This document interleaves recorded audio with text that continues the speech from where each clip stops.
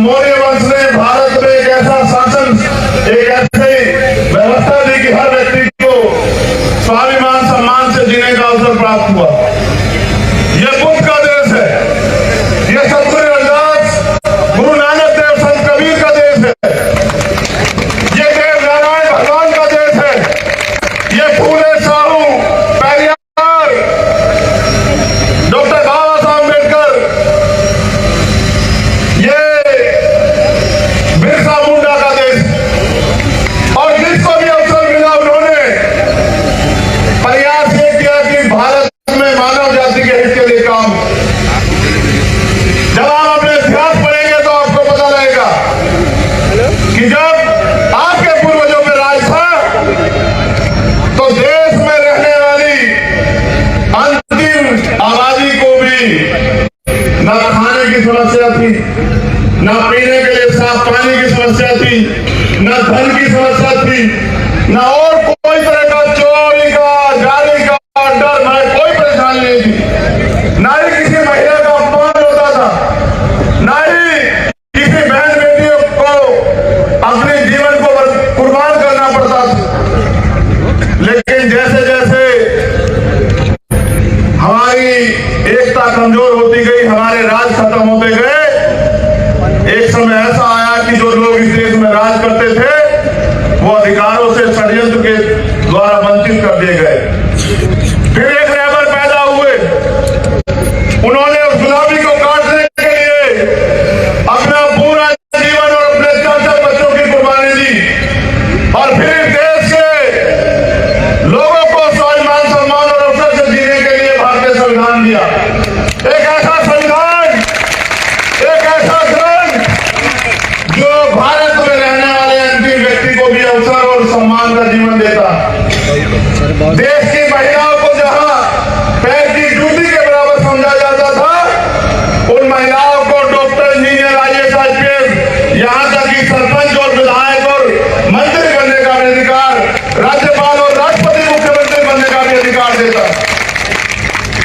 देश के SC, ST को, OBC को, जिनको वंचित रखा गया, उनको नए अवसर देता है।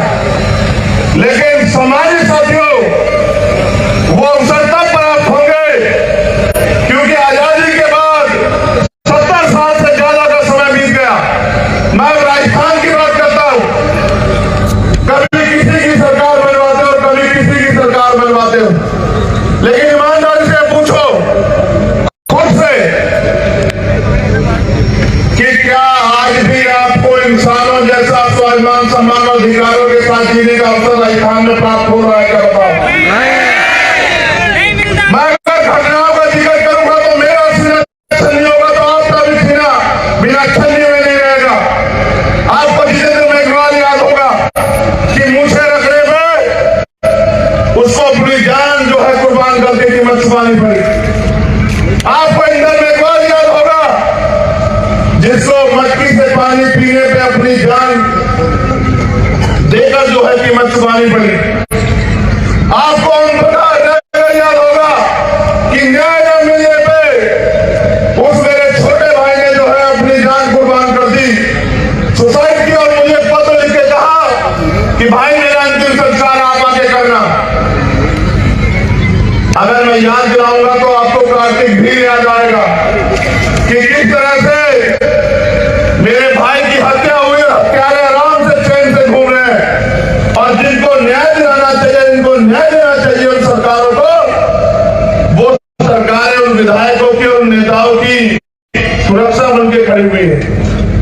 ऐसे राजस्थान में जी रहे हो आप लोग। मैं अगर घटनाएं बताऊंगा तो शाम हो जाएगी। यहां बैठे एक नौजवान पूछे क्या आजाद भारत में आपको स्वाभिमान सम्मान और अधिकारों के साथ जीने का अवसर मिलना चाहिए, नहीं मिलना चाहिए? बताओ। क्या आप जब मेहनत मजदूरी करते हो और बाबा साहब अम्बेडकर ने राज्य व्यवस्था करने के लिए आपको वोट का अधिकार दिया, तो फिर आपकी जवानी, आपका संघर्ष अंग्राई क्यों नहीं ले रहा? याद करो, इतिहास पहले राजे महाराज तलवार भालों से, घोड़े हाथियों में ऊंट पे बैठ के युद्ध होते थे, जाने जाती थी, तब जाके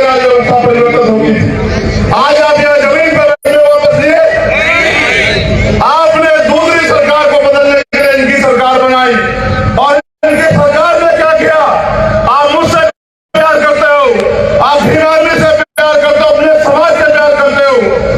तो मेरे साथ ये किया सरकार ने कि जब मैं सीएचए के भाई की लड़ाई लड़ने के लिए आया भाइयों बहनों की, तो 4 दिन यहाँ की सरकार ने मुझे जेल में डाल के रखा। मुझे रात को होटल में सोते हुए को और चुपचाप होकर कि हमारे साथ चलना पड़ेगा, ले जाकर निर्दोष होते मेरे साथियों को मुझे जेल में डालने का काम किया। ये किया यहाँ की सरकार ने आपके भाई को और आपके स्वाभिमान सम्मान को। जब मैं यहाँ जालौर की घटना में, पाली की घटना में आता हूं तो मुझे एयरपोर्ट पे बंद कर लेते हैं। 12-12, 14-14 घंटे में यहाँ खून के आंसू रोके निकल जाता हूँ वापिस, इस उम्मीद के साथ कि एक ना एक दिन तो मेरे लोगों के दिल में आग उठेगी और वो इन निकम्मी बहरी सरकारों के भरोसे लेना छोड़ के अपने अंदर दम पैदा करके अपने दम पे यहाँ खड़े होने का काम करेंगे। उनके लिए कोई बड़ी बात नहीं है, लेकिन जिन्होंने अपनी माँ बहनों में देवियां देखी हो, जिन्होंने अपने बुजुर्गों में, अपने भाइयों में अपना भगवान देखा, उनको तो तकलीफ होने लाजमी। मेरा सीना छल लिए कोटा संभाग के मेरे साथियों, मैं जिम्मेदारी आपको देने के लिए आया हूं कि आजाद भारत है, हमें अधिकार है। हम इस देश में गुलामी का जीवन जीने के लिए पैदा नहीं हुए मेरे साथियों, हमें गुलामी की गलियां काटनी पड़ेगी। सम्मानित साथियों, जब हम वोट के जरिए दूसरों की सरकार बना सकते हैं, क्यों नहीं बात मानता? क्यों आपके खून में वो ताकत पैदा करना और अपने भाई की इज्जत की रक्षा करना चाहते तो आना 12 फरवरी को, और ऐसा जन सैलाब निकल के आया शोषितों का। राजस्थान तो वो धरती है जिस धरती के संघर्ष की कहानी पूरी दुनिया में लिखी जाती है। राजस्थान तो वो धरती है जो रेतीली बंजर भूमि से जो है अनाज पैदा करके अपना पेट भरती है। ये हमारे संभागों की पहली रैली है। इसके बाद माननीय प्रभारी जी और अध्यक्ष जी और तमाम टीम के नेतृत्व में अन्य जगह भी जो है रैलियां होंगी।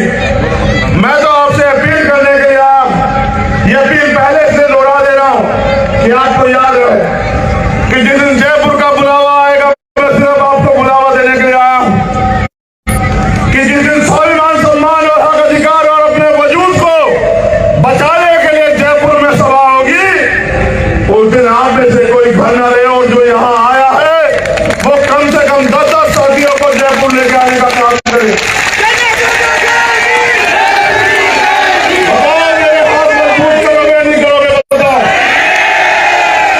एक और बात का जवाब दो, हमारे लोग बड़े सीधे सच्चे लोग हैं। देखो गौर करना, मैंने अपने नेता अपने आदर्श मान्यवर साहब का नाम से सीखा कि एक जाति एक समाज से हम लोग कामयाब नहीं हो सकते हैं। हमें जातियों को जोड़ के भाईचारा पैदा करके और एक दूसरे के लिए खून देने जैसी जो है प्यार और